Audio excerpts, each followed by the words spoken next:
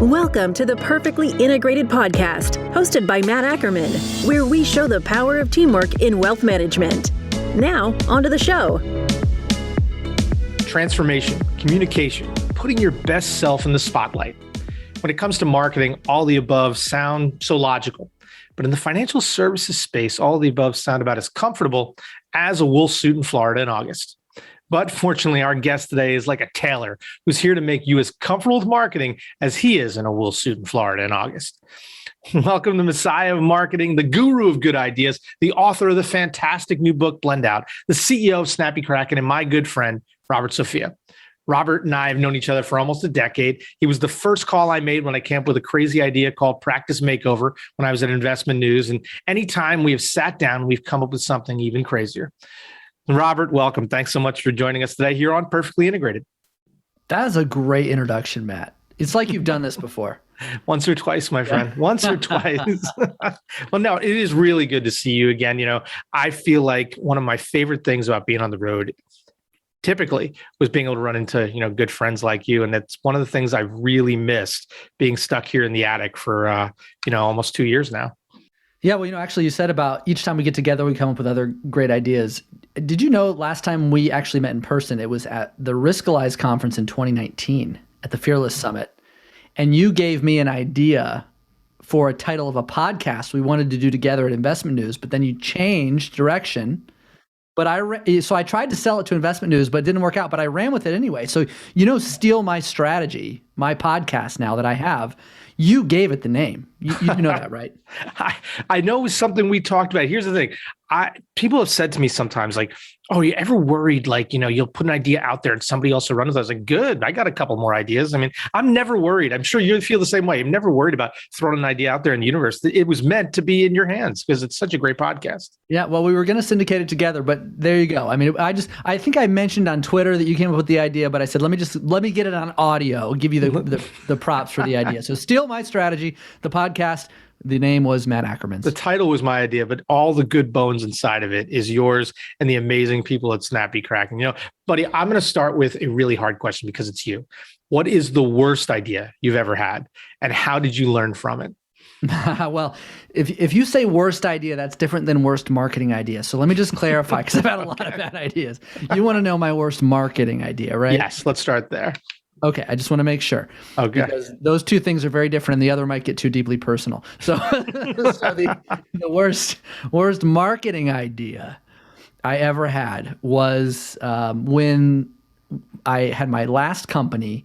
Every year we do a year-end promo where we would give people something free if they would sign up, and it was really successful for several years because we initially gave them a free iPhone, then we gave them a free iPad. Then we gave them a free Apple Watch because Apple was doing all these cool rollouts, and it was like the perfect incentive to join our program. Well, it was like the fourth year of doing this, and there was literally nothing new to incentivize people. But it was the end of the year, and there was this huge craze around those hoverboards. I think this was probably like 2014, 2015, something like that, those electric hoverboards. And there was like the gift that nobody could get, and everybody wanted them for their kids and grandkids. And I was like, this is what we're going to do. We're going to give them a free hoverboard if they sign up. Now, I don't know why I thought that was a good idea at the time, but it was the news, the media, it was supposed to be popular. So I actually went directly to a manufacturer in China because you couldn't get them at any local stores. I bought like 300 of them, and I had them all shipped, and it was like this big ordeal anyway, just trying to get them. And then we're running this promo and it wasn't working. Like nobody was really incentivized by that. I should have known. What advisor wants a hoverboard? Most of them don't even have kids, or most of them kids are already out of the house. But I did this promo. But the worst part is once we're about halfway into it, not only could I not unload them, but then they started catching on fire. And people started getting injured and burned, and all this terrible press came out about them. So I was tens of thousands of dollars into hoverboards from China that I couldn't give away, and then they started catching on fire. So it was just an absolute terrible marketing idea, and I still, my business partners will just say to me sometimes when I have an idea, they'll just say, remember the hoverboards. That's my cue that my idea might not be as good as I think it is. I've had some rough ones. I had one where I changed a CEO of mine into like claymation and did a whole claymation thing in a marketing video. I had one, and it was like her and like a claymation turkey. I had another one where when I was at Investment News, and it was like a Christmas card where it looked like one of the reporters in Investment News was singing "All I Want for Christmas Is You" with like the woman who was a secretary there. Like things you think are hilarious and don't land. That's usually when like marketing is like, and like you're like, well, I tried. Yep. And I always like to sit in those meetings and like, I always say, well, if my bad idea leads to your good idea, we win. But sometimes things get out there and they end up just being crazy. but you know what, Matt, what you just nailed is a really, really important marketing lesson. You have to be willing to try things, and you have to be willing to go outside of your comfort zone. And you have to accept the fact that not everything is going to land, that you're going to have failures. That is part of the process.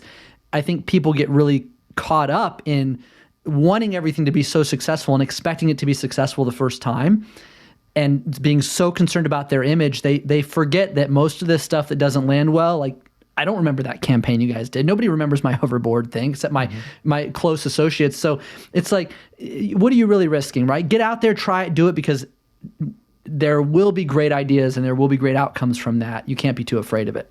But your willingness to go out there and try new things is one of the things that I love most about you guys, love about Snappy Kraken.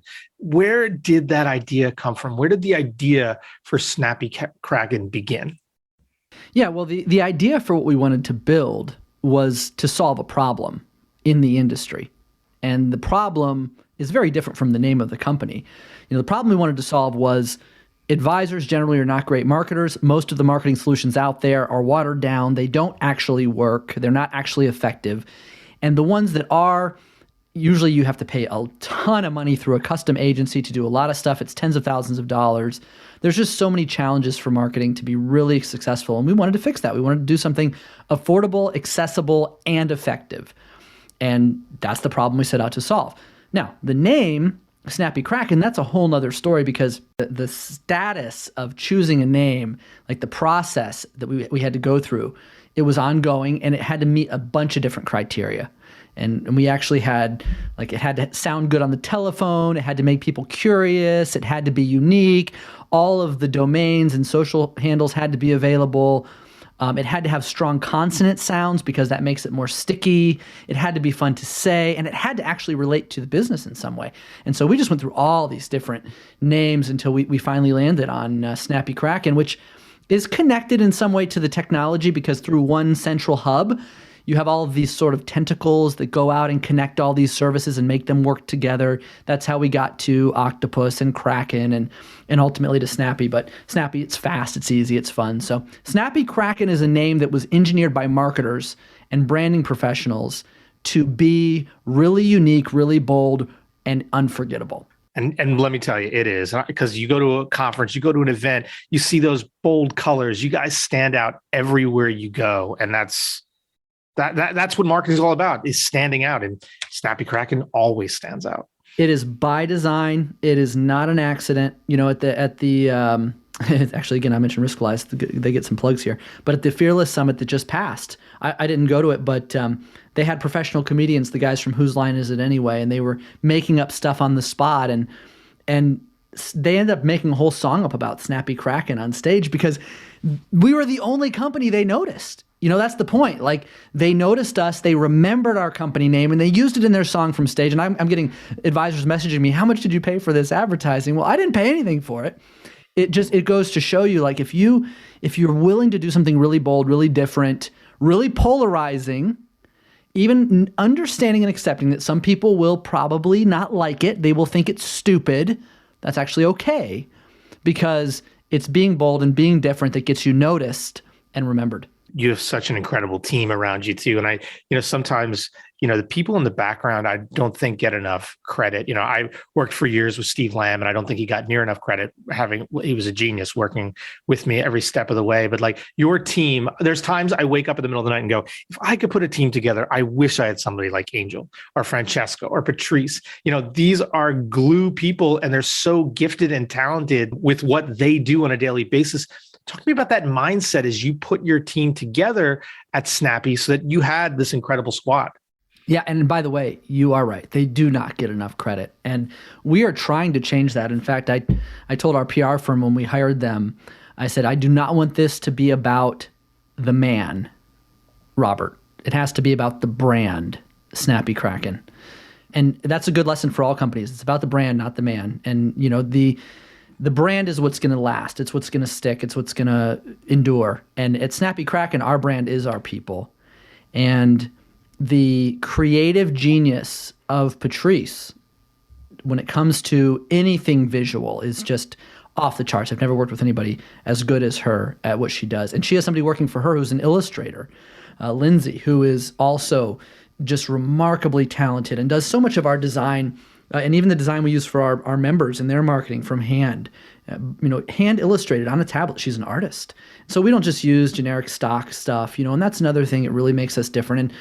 And then the people who do our copywriting and the people who do our video editing and the people who take really complicated financial concepts and figure out how to make them simple and in a way that will resonate with the target audiences of advisors, those people are geniuses. And Brad from a technology perspective, Alicia from an ops perspective, Patrice from a creative perspective, Angel from a marketing perspective, our sales leader Mike from a sales perspective, Francesca from the content side. I mean, the point is everybody has a specialty. And that is how I assembled the team to really answer your question. It's about understanding what a business needs. And every business is different. You don't need the same people that I have in your business necessarily, but every business has a set of needs.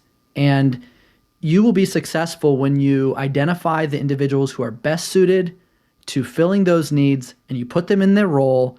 You empower them with your confidence and your backing, and then you stay out of their way and you let them do what they do and you trust them to do it. And when you disagree with them, unless you have data and strategy to really back up your reasons for disagreeing and they ultimately buy in, you want to defer to them. And that's what I've done. I've got these people, they don't always agree with me. I don't always agree with them. They definitely push me outside of my comfort zone, but they're the best at what they do. They're better than me at what they do. And that is the magic, really. When you have a team, and I hate to use sports analogies, but it's just like any game. Not everybody is good in every position. And at Snappy Kraken, we found the right people. We put them in their position. They train for their role and they excel in it. And that's you build a culture of performance that way.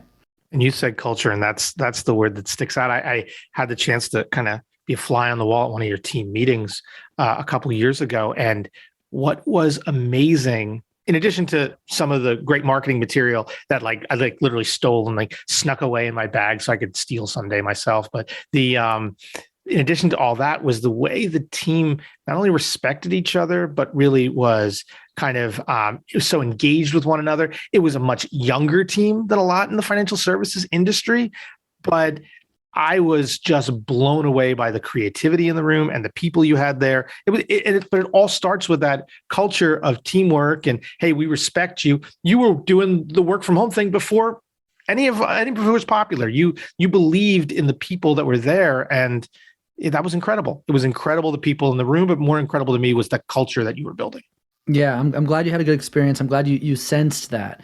We do work very hard on culture. It is also intentional. We have core drivers of our culture. We have the ongoing training around our culture. We have certain expectations of individuals and respect. You mentioned it. It's a huge part of it. That's one of the reasons our organization is actually, I would say, one of the most diverse, if not the most diverse I've seen in the financial industry, in terms of age diversity, racial diversity, women in leadership. And ultimately, it's because we respect people who do good work, and none of the other stuff matters.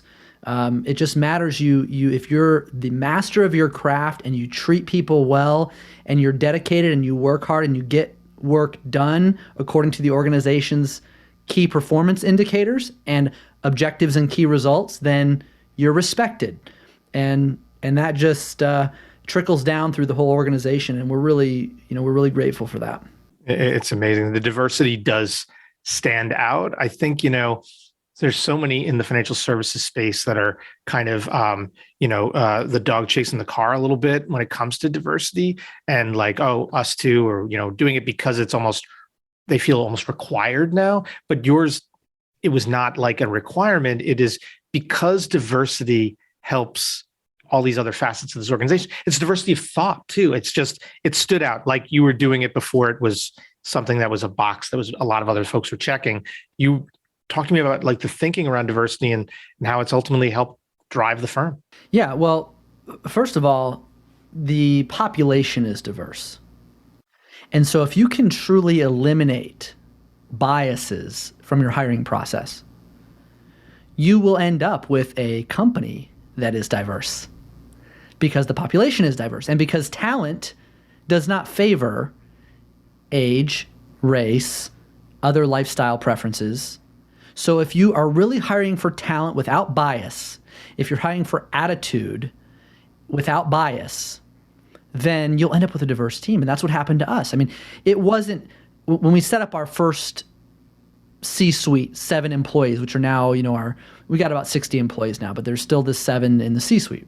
We didn't say, okay, let's make half the C-suite male and half the C-suite female. And let's make 3 people on the C-suite African-American. And no, we didn't do that. We just said, who are the most talented individuals that are available to do these jobs? And it started out very diverse. And then that's a big key too. When you have people in leadership who represent the spectrum, you end up making people more comfortable to come in who also represent the spectrum.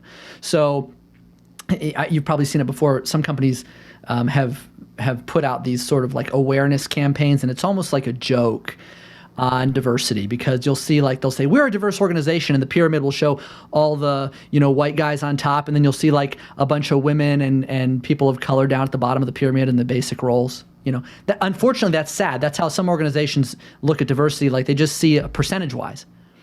But what you really have to do to have a truly diverse organization is you have to have leadership at all levels that are diverse. And like when we had our latest company retreat, one of our new employees, she's sitting across the table from me, said, I just want to know how grateful I am to work at Snappy Kraken. She said, I love it here. It's amazing. I had some criteria. She said, here was my criteria. And she listed all her criteria for where she was willing to work.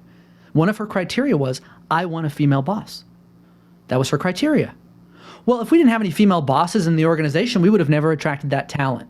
So again, you just set yourself up without the biases for the right talent. You make sure there's at every level of the organization that you can see that diversity reflected.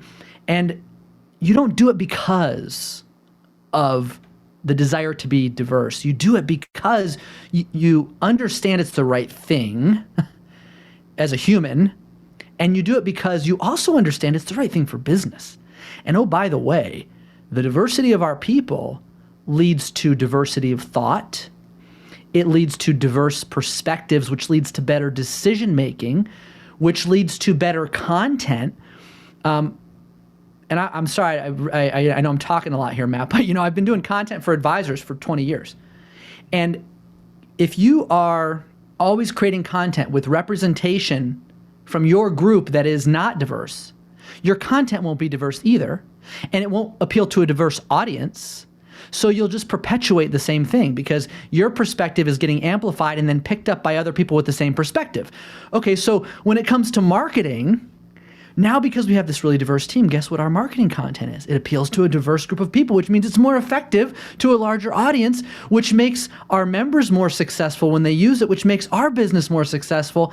It's just one small example of how a diverse organization leads to better outcomes for business. Just blowing me away with so many things I want to jump in on. I want to start with the criteria.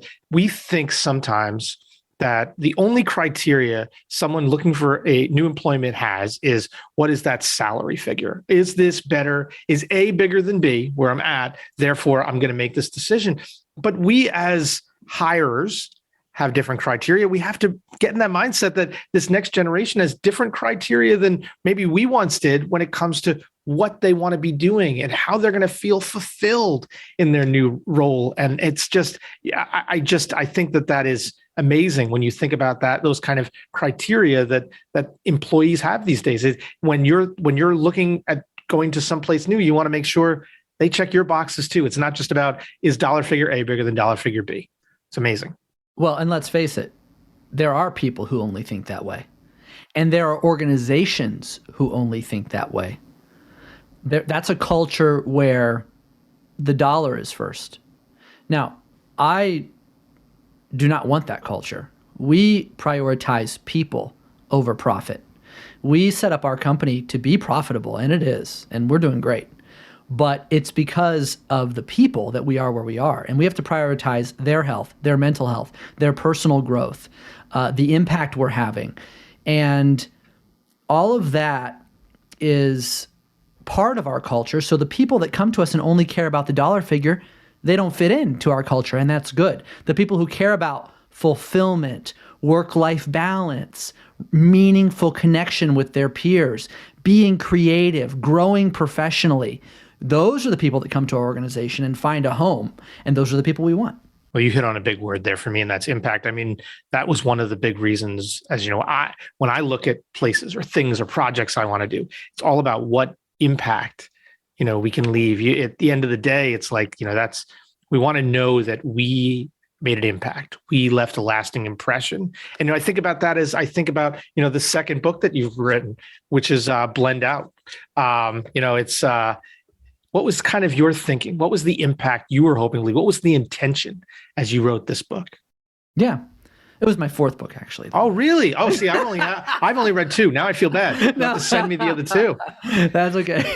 The first one. Don't bother. I was in my mid-20s, and I go back and I read it and I chuckle. But the last three have been for advisors. But look, what was in my head was basically this: advisors have amazing value to deliver. There are so many of them I've met over the years that care intensely about planning well for their clients, helping them invest wisely. And yet, people aren't beating down their doors to go do business with them. They have to fight for business. And prospecting is one of the biggest things they struggle with. So knowing this, I recognize that one of the biggest opportunities for advisors, it's not to reshape how they manage their practice. I mean, I know there's a ton of that stuff out there, but it's to reframe how they are known in their communities or among their audience. Because to illustrate the power of that, if you think about what would happen, just pick a celebrity. I don't care who it is. I don't care if they have any history with finance at all. I don't care if they're respected for finance. They're just a celebrity.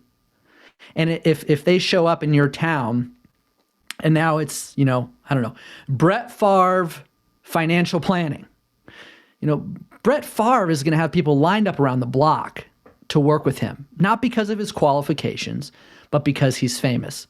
Well, maybe not in Florida, but at least in Green Bay. But you get the point. Like, celebrity is powerful. Now, even less than celebrity, because most advisors are never going to be celebrities, is just the power of being known.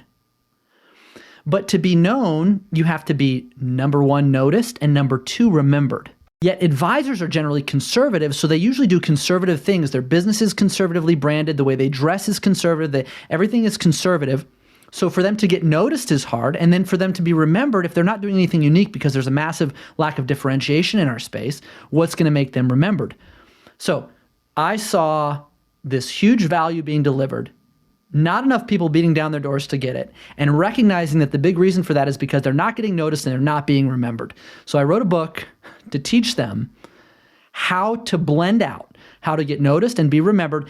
And I use examples from business, from history, things they can relate to, campaigns that they may have seen, to help them understand how to do this and apply it to their business so that they can accomplish that.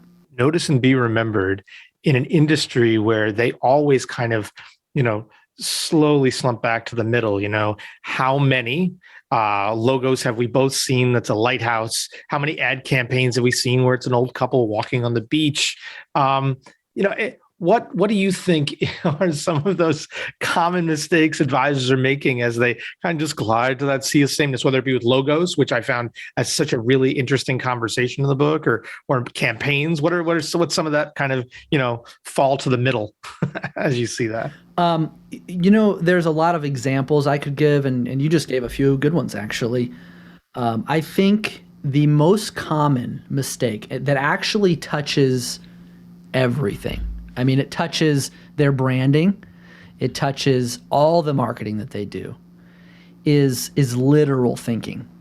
What I mean by that is literal thinking is, okay, I am providing this forward-looking view, helping people see their financial future.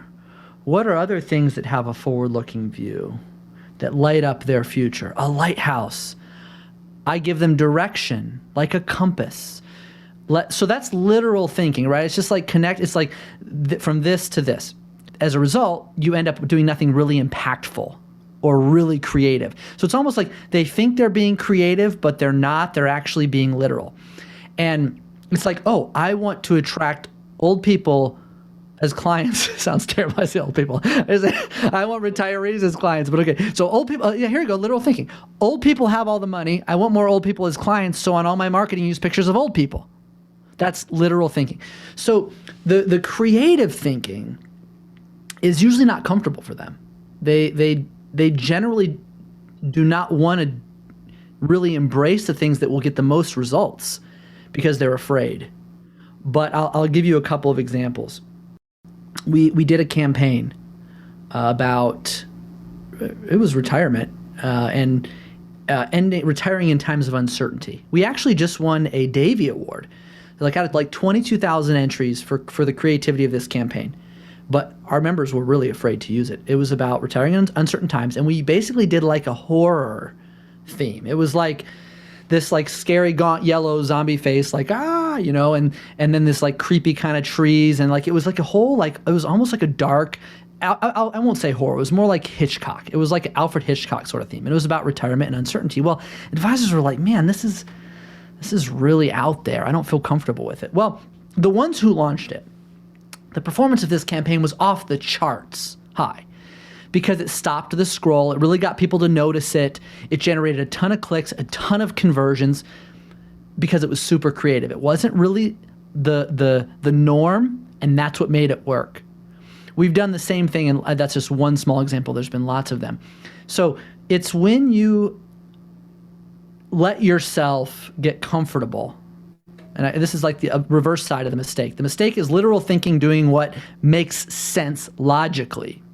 The other side is letting yourself get comfortable with something that doesn't feel in line with the norm to you. And if you can do that and trust the creative people who are going to get outside of that zone and let them really do something bold and different, that's when you're going to get better results. I say to our advisors all the time, you give me the nuggets and I'll write the zazzle around it. I'll help you guys find ways to lift that up and make it noticeable, because you said it, the biggest struggle we all face is how do we get people to stop the scroll and pay attention to what we're saying, because there's so many other, distraction points. I was always fond of telling folks at Investment News and other places, we're not competing against other financial advisors, other publications. You're competing against every cat video on the internet. You've got to get people's attention. And that's hard. It is hard to grab people's attention. So if it takes zombie masks or anything that's going to grab people in that moment, it's well worth it. It's well worth it. Yep. That's right. You get the point. Exactly. So, I mean, I also, you guys do lean on something that I'm very passionate about too, and that is video. I think we agree it's really something that's often underutilized by financial advisors. How are you guys changing that mindset? How are you getting them to pay attention to something like video that, frankly, in a lot of cases is frightening for a lot of advisors? Well, first of all, we try to make it easy. make it fast, but not canned. So there's a lot of companies out there that just produce videos for advisors, and you don't have to do anything. You just use the video. Right, you slap a logo. It's video for video's sake. Mm-hmm. But we try to make it fast and easy, but we also are very intentional about how to use video. So there are 4 different common use cases for video that we try to explain to advisors. You've got this sort of high-end, high-quality production style video. That's what might go on your website. That's like a permanent piece of video. Maybe it's a bio video about you or your firm. It's like one piece of video. Then you've got these sort of like educational videos, which could be like whiteboard animations and animated videos, and they're designed to take a complicated concept and make it simple. Then you've got the like one-to-one personal video. Like you can use a tool like Loom or Vidyard or BombBomb to send a video to a person or a small group of people, to send a message out. So those are all different types of video. Now, actually, we don't do any of those types of video. We have one specific focus. So we teach people like, yeah, there's all these videos. Sure, go pay a company to produce videos for your website. Sure, use those tools to communicate loose concepts to people quickly so they can see your face. And yeah, let those other things auto-post videos for people or put them on your website as a resource. But the video that we really focus on is the video designed to generate marketing outcomes. So I guess you could say it's outcome-based video. And here's what I mean by that. Every month, we provide them with a highly relevant topic that is in the political landscape, the media landscape, the economic landscape, something that is really relevant to a large audience. We give them the talking points of about a minute to a minute and a half. We allow them to quickly record that video. We give them some tips on how to do that and upload it to YouTube, Vimeo, or Wistia, or any other video hosting service. Now they have this asset, right? But see, this is where most advisors stop. They have the asset, they upload it somewhere, and then it ends. But because we want outcomes, we actually help them promote that video. And that's really where the key comes in. It only matters if people see it. So we help them with coordinated social posts about that video, coordinated email blasts to clients and prospects about that video. And we put that video, not just leave it on the internet somewhere, we put it on a special page. That page has a headline, it has a few bullet points of what the video is about, and below the video, it has a form to have a question about this video, submit your question. Because number 1, it's timely. Number 2, it's personal, it's their face. Number 3, it's promoted heavily. And number 4, it has a specific call to action that generates business. It gives their clients a place to ask questions. It gives prospects a place to ask questions to start a conversation. So that form of video is the one where we are helping advisors implement and get results from video, which builds their confidence to do more, additional things with video over time. And that really gets to my next question, which is amplification, getting results from all these aspects. Because without results, quantifiable results, marketing is something that I tried it didn't work, and we're going to move on to the next thing. Talk to me about amplification. You gave some great examples there already, using things like social and email blasts and et cetera. But talking about that power of amplification, and is there avenues that you're using with advisors that you think work better than other avenues for amplification? Yeah, amplification is everything. There's no point in producing marketing that nobody will see. And the goal is always to get more eyeballs on it. So you have to do that in a number of ways. And sometimes we have advisors who already have a big audience, and that's great. They start using us and they've already got a lot of followers on social media. They already have a big email list, and it's really easy for them to drive traffic to the content using our platform. But there are others who really have to start from scratch, or they don't have enough. And if you only have a few hundred email addresses on file, you don't have any social media followers, you got to grow that. You've really got to increase the potential. And it's not fast. 6 years at Snappy Kraken, we're professional marketers. We've generated about 20,000 unique individual advisor opt-ins over that time period. That's not a lot if you really think about 6 years of concerted effort by a marketing team. And advisors sometimes have expectations of this not being a lot of work. Like they just want to buy leads, or they just want people to respond to their content when they have a small audience, and it's a numbers game. So one of the biggest things that we're doing right now, in fact, it's the fastest growing unit of our business, is we have a product. It's a list building product, and basically we put offers out there that are designed to get email opt-ins, and the whole purpose is just grow their list, grow their list, grow their list, and they put a budget behind it, whatever they can afford, and we just help them grow that email list, because all the data shows that the number one engagement and conversions channel, highest rates of engagement and conversion across the board, bar none, is email. And that's data from having launched tens of millions of social posts, emails, and looking at all those data points. Email performs the best. So we really try to help them grow that email list and then work that email list. And that is the fastest path to success with digital marketing, or frankly, any form of marketing. And it's so interesting because I have conversations all the time where advisors will see that power of email and then say, well, then I don't need social. We don't need that at all. And I think social is evolving. I think it needs to be an arrow in the quiver too, right? I mean, social still has that critical importance for advisors as kind of they look down the road, right? Yeah, social media it's another channel. It's several channels actually, but social media has a place. I think it is vitally important. It is something we help advisors with. But here's my caveat. Any service, whether it's Snappy Kraken or any other, that helps supplement your social media needs to be viewed as just that, as a supplement. Social media is, at its very root, social. That means you have to engage. That means people want to see your personality. And you can pay us to post for you. But unless you get on there and drop pictures of your kids and what you're doing on the weekends and, your views on things, and it's going to be very difficult to get traction with social media. So the importance of it is unquestionable. I use it. I've been using it for years. I get a tremendous amount of value from it.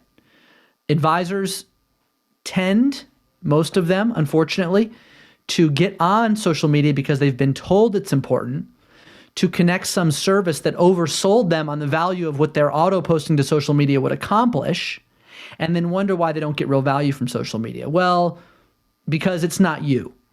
It's a profile and some robots. But people want you. That's what they want on social media. So that's the piece that's missing for a lot of advisors. The stuff that gets the most resonance of things that I post is anytime you post a picture of a kid or what you're working on. My son in his Halloween costume did way better than anything that I post about, professional stuff, but it's all about engagement. Or, I go out there and, I'll enter a conversation, or I've gotten some of my best conversations over the years, ideas from social media. I find I love Twitter. I love the way you can get engaged on there with that. But like you said, it's different for every advisor. I've had advisors say to me, don't mention social again. If you do, I'm going to walk away. So. And Matt, you just said it. You need both. I mean, you mentioned you do your professional engagement, you do your personal. See, this is the part that I think they just don't get sometimes. And I don't mean to speak derogatory about any group. I mean, anybody doesn't get. People who don't get social media don't get this. It's the combo of the personal and the professional. Because what happens is it humanizes you. It makes you someone likable. It makes people relate to you from your audience and also happen to notice what you do. Because when the intersection crosses and they suddenly need what you do, or they get curious enough to say, hey, I want to know more, it's not because you only posted about that. It's because they saw the other side. And if you only ever posted the personal side, they would never actually see that you're a professional or have a reason to believe in your expertise. You got to get that balance right. And when you balance that, it leads to business opportunities and the growth of personal relationships. Oh, yeah. Because then people will come up and have better conversations with you. You've skipped a lot of the stuff too that you wasted time with in the past in those conversations, because they know already you have 2 kids and you live in New Jersey, and now they're digging in a little more, and I like it. I have no problem with it. I also understand people that want to keep the private life private. I don't think it's for everyone, but I also know that yes, said before, you want that older demographic that has all the money, but they do realize that shifts and there's going to be a new generation coming in. And they're going to want to communicate differently too, right? I mean, that must be things you see is the demographics shift. Every how many years does a generational shift occur? It's happening now. Yep, absolutely. And this is one of the ways that people from the next generation communicate. And we've got to demonstrate that as businesses and as business leaders that we will meet them where they are. There's so many great takeaways from this conversation. I've been floored as always by, and I'm going to steal a whole bunch of stuff, by the way. I'm stealing your strategies left and right here. I just sit here and I write down ideas as I listen to Robert. He's just a fountain of information. But the last question of my podcast is always a question from my 10-year-old son, CJ. I told him about our long history together, a lot of the great projects we worked on. I showed him your book. He really loved the cover. I don't know if he's dug into it yet, but it is on his nightstand. Anyway, I told him it was your second book. Really, it's your fourth book. I'll have to correct myself with him. And he's an avid reader, Robert. You would love him. And what he asked me to ask you was, what book or series of books did you read as a kid that made you think someday, hey, I want to be an author? The truth is, though, if I said that, I would actually not be truthful because I never knew I wanted to be an author. When I was a kid, I did love to read the Hardy Boys, which probably dates me. I think my mom and dad read the Hardy Boys, but they got passed down to me. So I had sort of a wholesome childhood, so I didn't read anything that was real edgy, but I loved the Hardy Boys. And I also loved Dr. Seuss and other books, but I won't say anything like that really made me want to be an author. The desire to become an author came from recognizing that I had a very engaged audience with a very important skill set, and that my skill set was complementary to theirs. And that if I shared what I knew with them, then it could help them be more successful in their business. And that's what's driven me. I am licensed and I did grow an advisory practice for many years, but marketing has always been my passion. And sharing what I've learned about marketing with advisors has been what I've done professionally since like 2003 or 2004. So it's been a long time, I guess, almost 20 years. A book is just one way to share that, just like videos and podcasts and other things, to hopefully help a few of them along the way. Well, I know you've helped a lot of advisors. Every conversation you helped me, my friend. And thank you so much for joining us today on Perfectly Integrated. This has been an awesome conversation. I've enjoyed it. It goes both ways, Matt. Thank you. Thank you, sir. Content in this material is for general information only and not intended to provide specific advice or recommendations for any individual. All performance referenced is historical and is no guarantee of future results. Securities offered through LPL Financial, member FINRA SIPC. Investment advice offered through Integrated Partners, a registered investment advisor and separate entity from LPL Financial. Robert Sofia is chairman and CEO of Snappy Kraken and is a separate entity and not affiliated with Integrated Partners and LPL Financial.